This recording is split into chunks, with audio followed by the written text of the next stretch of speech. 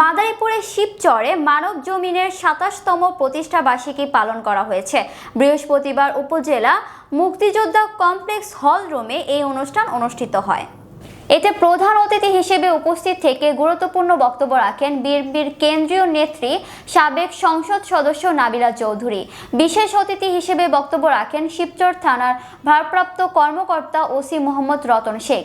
এ সময় বিজয় টিভির মাদারীপুর জেলা প্রতিনিধি আবুল খায়ের খান, শিবচর উপজেলা প্রেস ক্লাবের আহ্বায়ক প্রণব কুমার সাহা অপূর্ব, সদস্য সচিব ও মানব জমিন পত্রিকার শিবচর উপজেলার প্রতিনিধি BM হায়দার আলী, বীর মুক্তিযোদ্ধা শাহনেওয়াজ তোতা, মুক্তিযোদ্ধা এমদাদ খান, উপজেলা বিএনপির সাংগঠনিক সম্পাদক শহীদুল ইসলাম দীপু সহ বিএনপি যুবদল, ছাত্রদল, বীর মুক্তিযোদ্ধা ও সাংবাদিকগণ উপস্থিত ছিলেন।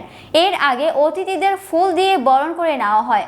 পরে অতিথিদের কেক কাটার মধ্য দিয়ে অনুষ্ঠানের সমাপ্ত হয়। থাকার জন্য আর আমি আসছি এখান থেকে চলে যাওয়ার জন্য।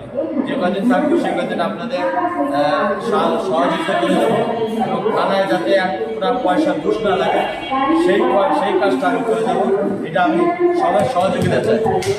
আমার কথা হলো কলেজকে প্রধানমন্ত্রী আমাকে নিউজটা করতে হবে, তারা যেটা ঘটনা সেটা নিউজ করতে হবে, সেটাই হলো সাংবাদিকের শাস্তি।